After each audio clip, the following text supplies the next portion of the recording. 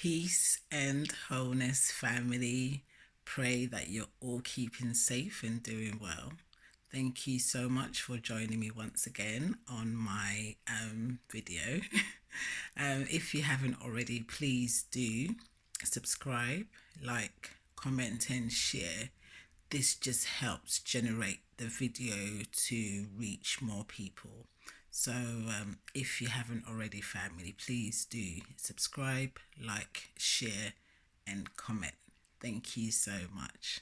So in this video, following on from my previous, which was just giving you guys a glimpse into the different plantar fasciitis aids that I do have in my little collection so far. Just aids that I use daily around the house, and if I do have appointments, the process and what I need to basically sort of like plan and do beforehand before I do actually step out the house.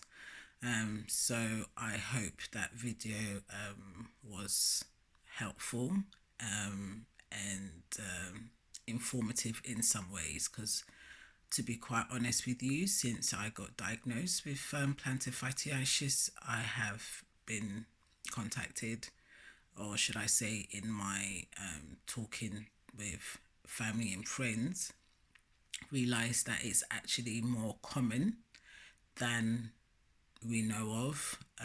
Again, I had never heard of plantar fasciitis until I myself was diagnosed with it. So to kind of find out now how common and how many people, even those that I know, funny enough, that actually had gone through plantar fasciitis. Obviously, we all have different severities of this condition, and I'm happy that all the friends and family that I have spoken to have all, in some sort of way, recovered from their plantar fasciitis, and I'm so happy for them, because it is not a comfortable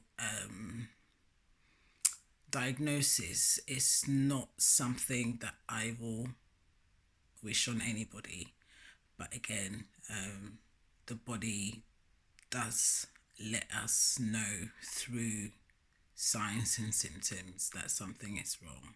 So obviously for me, it's much more, I don't want to say deeper than plantar fasciitis, but the chronic, constant, painful sensation that I am enduring 24 hours a day, that's where the further investigations for me personally is coming into. So a lot of the aids that I have is for the plantar fasciitis, but I haven't managed to find anything that would actually like help with that unbearable pain that I'm just in. And in some ways my body has gotten used to it. There are times where I am reminded, very much so, by my feet sitting down, elevate my feet, and yeah, it just has different intensities, I should say. And when it's really bad, it's really bad, which I have had quite a few times, because, you know, I don't want to be in bed every day, all day, and just to come downstairs. Yeah. But let me just give you that quick update, family. So, we are all aware of the pandemic that the whole world globally have been enduring, witnessing, for us in the UK since March of 2020. And unfortunately for myself, I am not classed as a priority. The National Health Service, the NHS in the UK, have been tremendously overworked. As a nurse myself before 2020, the NHS were always overworked. We were always short staffed. I mean, yeah, this is, I mean, I'm not saying this is why I'm in the situation that I'm in, but unfortunately for me, my vocation being nursing and finishing my degree and going straight to work as a newly qualified nurse, the environment was not healthy because of the shift patterns, which was not healthy. 4 nights in a row is not healthy. In the Nursing Midwifery Council, the NMC, you're not supposed to be doing 4 shifts in a row. But in reality, if there are short staff and the demand for staff is required because of the amount of patients, unfortunately, us, the nurses, healthcare assistants, doctors, healthcare professions, we obviously have to do more. So, unfortunately for me, it was just different factors that have contributed for me now being totally unable to work as a nurse, to do my vocation caring for others. It is literally time for Amwaba to really just look after Amwaba. So I have been on a waiting list to see a specialist ankle and foot at one of my local hospitals, and yes, they don't have any appointments. This was since November of last year that my GP finally did the referral, because again, there are processes and procedures that your general practitioner GP has to follow and go through. So although in the beginning I just felt I needed to see a specialist, my GP kindly informed me that the process that they have to go through is basically giving me different types of drug medication tablets, to see how that goes. So I will just give you the process that my GP told me last year. So the process is that they will, give me a course of tablets, try different tablets, because obviously there's side effects and everybody reacts differently to different tablets. So going through the tablet process, and obviously you have to give each medication time to see if they work, and if that is not helping, then they will do like scans or MRIs, etc. And then from there, they will like to do like injections, steroid injections to be quite specific. And the fourth and not common, but if need be, would be surgery.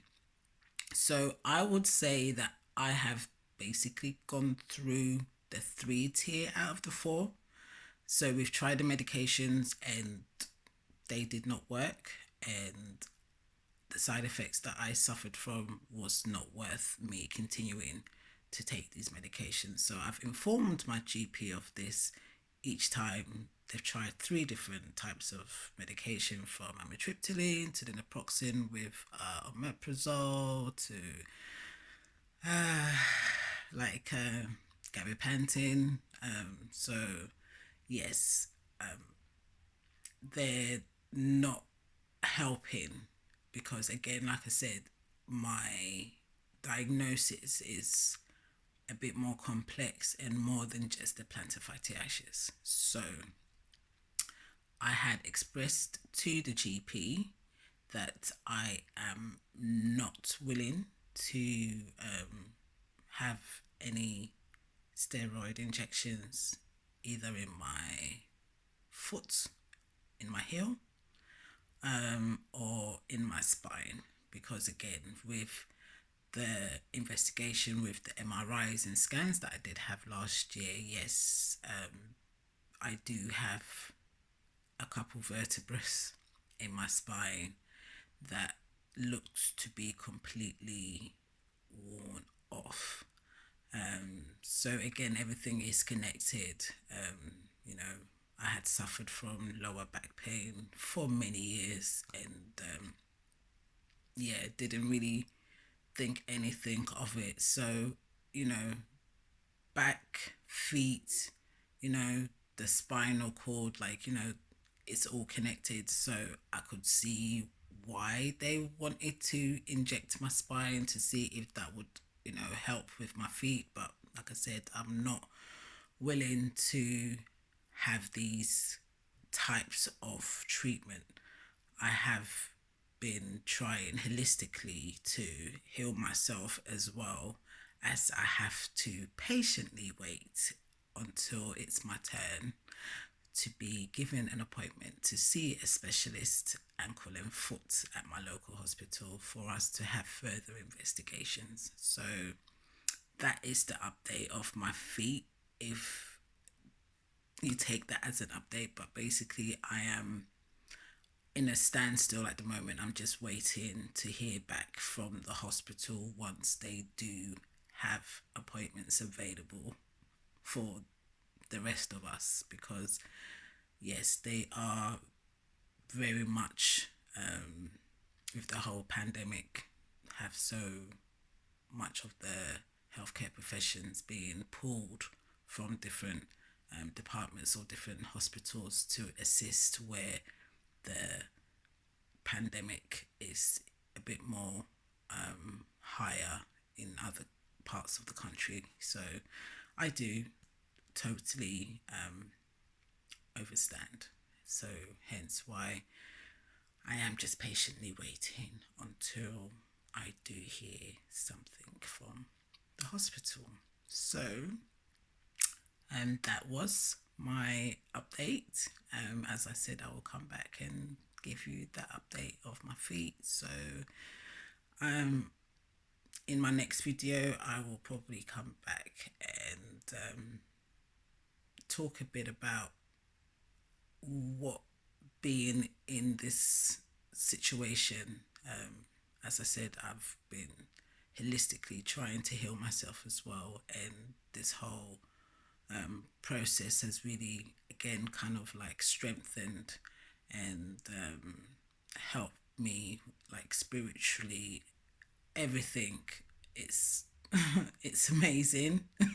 But it's definitely for another video. So I will come back and talk a bit more about, yes, my journey, and spiritually, and everything else, how I've been getting on. So once again, thank you so much for joining me. I do hope to see you on my next video. So until then, family, peace and love always. Please do take care of yourselves and be safe.